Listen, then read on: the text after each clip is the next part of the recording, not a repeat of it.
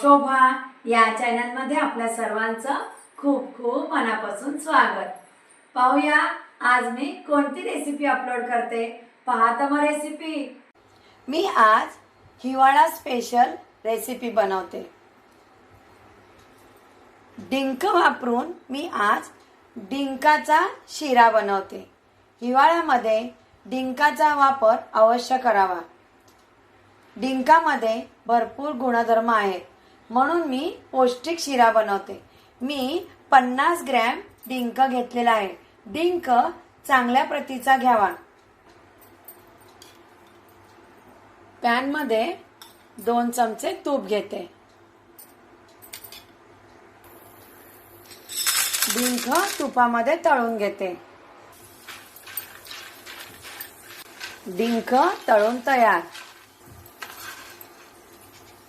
मी असा डिंक वापरलेला आहे।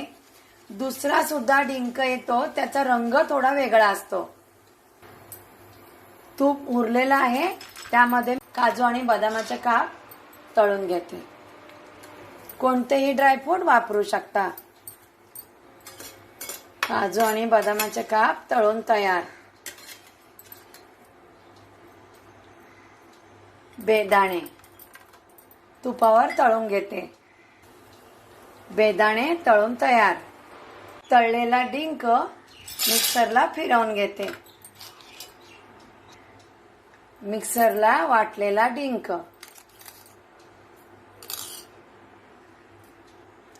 डिंक आणि ड्रायफ्रूट मी तळून घेतले, त्याच पॅन मध्ये मी तूप घालते।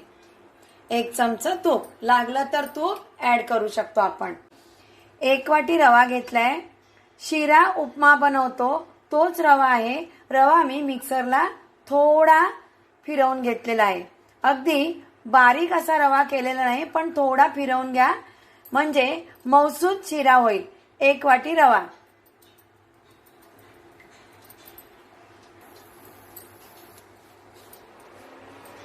रवा तुपावर परतून घेते।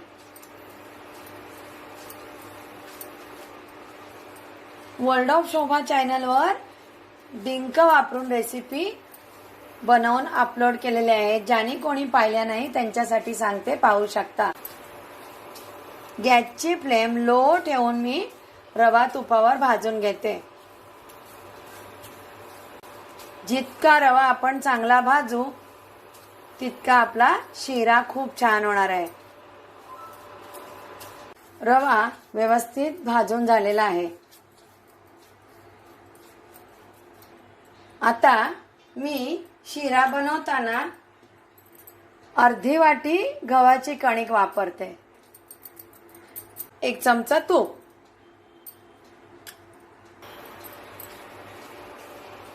रवा भाजायला वेळ लागतो, म्हणून गव्हाची कणिक मी नंतर ऍड केलेली आहे।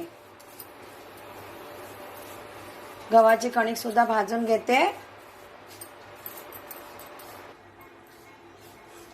रवा आणि कणिक व्यवस्थित भाजून झालेली आहे। पॅन मध्ये गूळ घेते। गूळ चिरून घेतलाय। ह्याच वाटीने 1.5 वाटी गूळ। मी आज साखरेचा वापर करत नाहीये, मी गूळ वापरून आज शिरा बनवते। त्याच वाटीने पाणी।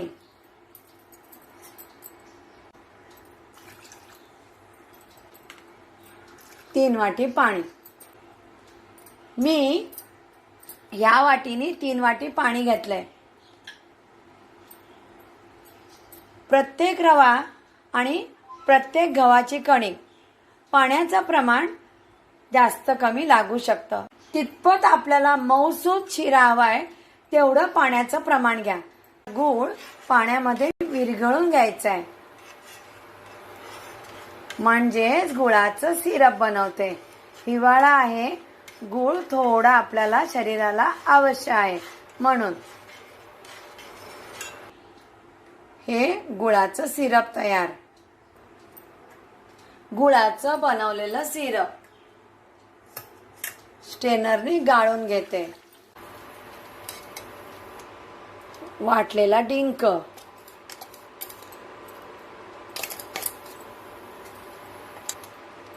डिंक तळून घेतलेला आहे, तरी सुद्धा 1 मिनिट मी रवा आणि गव्हाच्या कणकेमध्ये परतून घेते. याचं कारण डिंक वाटल्यानंतर त्याच्या गुठळ्या होतात, म्हणून मी थोडंसं असं परतून घेते. टीप आहे माझी, गरम गरम गुळाचं सिरप थोडं थोडं ॲड करायचं, म्हणजे गुठळ्या होणार नाही.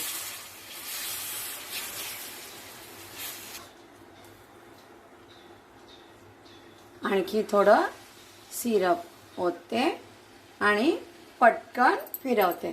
गॅसची फ्लेम तर मी लो ठेवलेली आहे. उरलेलं गुळाचं सिरप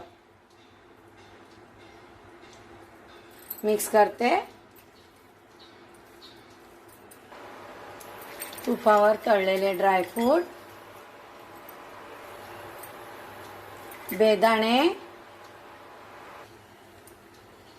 अर्धा चमचा वेलची पावडर, अर्धा चमचा तूप मिक्स करते.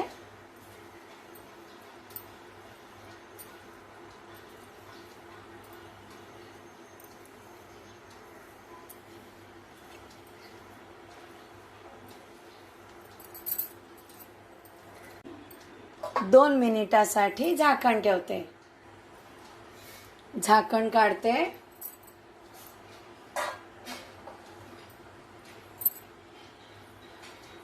पाहू शकता तुम्ही, मऊसूद डिंकाचा शिरा तयार.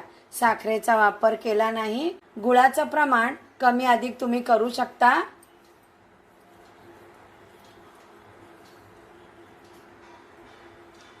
डिंकाचा शिरा तयार. बाउल घेतले. तुपाने मी बाउल ग्रीसिंग करून घेते. बाउलमध्ये शिरा काढते. बाउलवर प्लेट,